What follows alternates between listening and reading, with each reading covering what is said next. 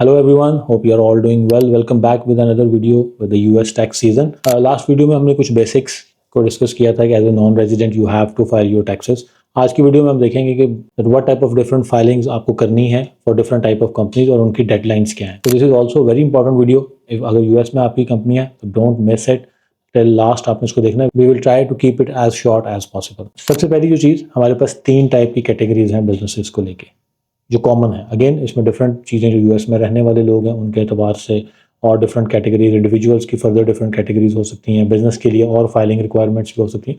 लेकिन अगर as a non resident और जेनेरिक 3 मेजर सिनेरियोज को हम डिस्कस करेंगे आज की वीडियो में. First one is single member LLC. Single member LLC की सूरत में कंपनी को अलग से अपनी रिटर्न फाइल नहीं करनी, बल्कि यहाँ पर एक ही टैक्स रिटर्न फाइल होगी and that would be for the owner of the company.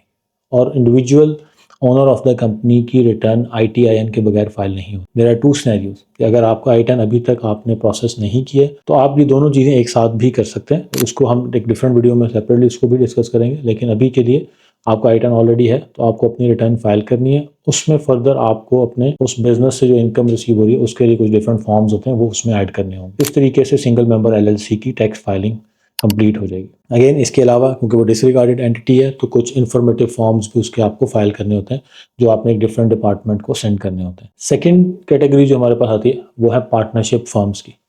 Partnership firm LLC जिसमें 2 या 2 से ज़्यादा लोग पार्टनर्स हैं, उनकी टैक्स फाइलिंग रिक्वायरमेंट. उसमें आपको पार्टनरशिप फर्म के लिए एक सेपरेट टैक्स रिटर्न फाइल करनी है और वहाँ से जो प्रॉफिट की शेयर होल्डिंग डिफरेंट पार्टनर्स में स्प्रेड हो रही है उसके लिए आपको इंडिविजुअल पार्टनर्स की रिटर्न सेपरेटली साथ उसके फाइल करनी होगी. तो अगर हम एक सिनेरियो को डिस्कस करें इसमें एक पार्टनरशिप फर्म 2 पार्टनर्स के साथ एग्जिस्ट करती है तो इस सूरत में हमें टोटल 3 टैक्स फाइलिंग्स करनी होती हैं, जिसमें एक पार्टनरशिप फर्म की टैक्स फाइलिंग होगी. वो अपना सारा बिजनेस अकाउंट्स उसमें डिक्लेयर करेगी जिसमें उसके रेवेन्यूज, उसके टोटल एक्सपेंसेस, नेट प्रॉफिट्स आएंगे और नेट प्रॉफिट या लॉस जो भी है वो फ्लो करेगा टुवर्ड्स द पार्टनर्स.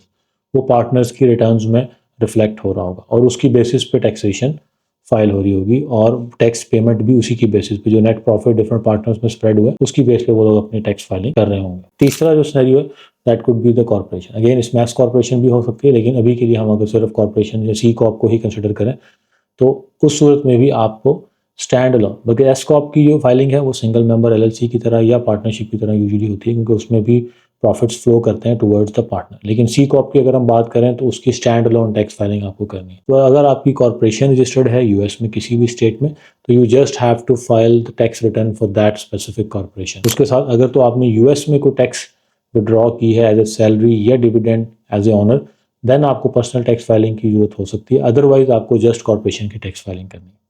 इसके साथ एक चीज़ और भी इसमें नोटिस करनी है कि आपकी कंपनी किस स्टेट में रजिस्टर्ड है ये भी मैटर करता है. You always have to do the federal tax return filing. लेकिन अगर आपकी कंपनी किसी ऐसी स्टेट में जो टैक्स फ्री नहीं है तो you definitely have to file federal plus state income tax return और वो एक साथ ही फाइल होती है. अगर कॉर्पोरेशन है तो अगेन अगर आपकी कॉर्पोरेशन डेलावेयर में रजिस्टर्ड है and you are IT company या कोई भी और बिजनेस आप कर रहे हैं तो you will have to file your federal plus Delaware income tax return. और अगर आप किसी ऐसी स्टेट में है जहाँ पे टैक्स फ्री है लाइक वायोमिंग में है, फ्लोरिडा में है, तो उस सूरत में आपको सिर्फ federal income tax return file करनी होगी. अच्छा, नेक्स्ट स्टेप में अब हम इन्हीं तीनों कैटेगरीज की डेडलाइंस को डिस्कस कर लें. फर्स्ट ऑफ ऑल कॉर्पोरेशन की सूरत में डेडलाइन जो फाइनेंशियल ईयर 24 की टैक्स फाइलिंग के लिए इस वक्त ड्यू होगी that is 15th of March 2025. So these are the important dates.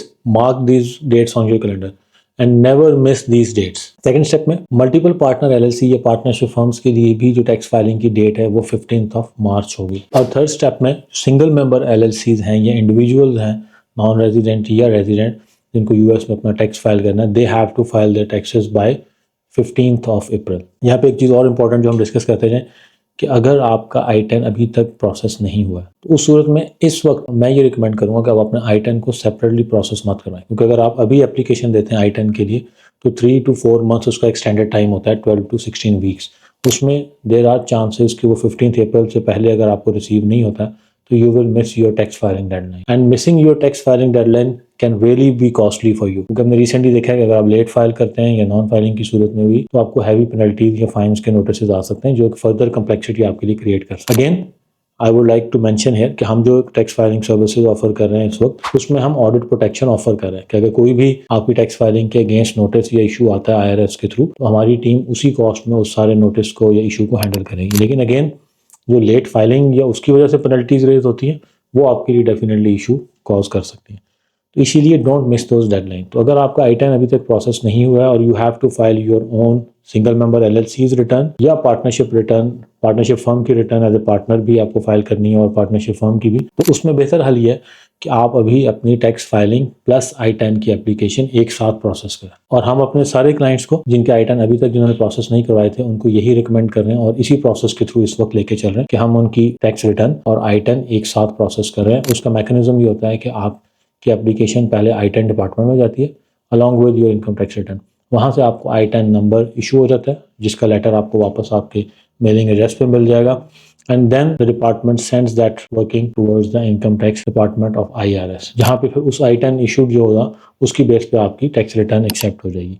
इस सूरत में ये होगा कि आपकी, क्योंकि अभी से टाइमली फाइलिंग वहाँ पहुँच जाएगी तो आपकी लेट कंप्लाइंसेस के चांसेस खत्म हो जाएंगे। तो आपकी जो कंप्लाइंस है टैक्स रिटर्न फाइलिंग की वो विद इन टाइम कंसिडर होती है और इसके थ्रू आपको पेनल्टीज और फाइन से आप बच। If you need any help with regarding to this tax filing, ITIN या कोई भी आपकी वैसी क्यूरीज हों, क्वेश्चन हों या आप कंसल्टेशन करना चाह रहे हो तो feel free to reach out. आप कमेंट्स में भी अपना क्वेश्चन ये चीज़ डिस्कस कर सकते हैं। आप हमें रीच आउट कर सकते हैं to schedule a free call जिसमें हम आपको आपके सारे प्रॉब्लम्स, आपके इश्यूज, आपकी जो भी क्यूरीज हैं उनको एड्रेस करके आपको एक बेहतर ऑप्शन जो इस वक्त आपके लिए हो सकता है और आपको फाइलिंग किस तरह से करनी है, क्या क्या रिक्वायरमेंट्स आपके लिए हो सकती हैं, वो सारी चीज़ें आपको इंशाल्लाह गाइड कर देंगे। So stay tuned for more knowledgeable videos. That's all for now. Thank you.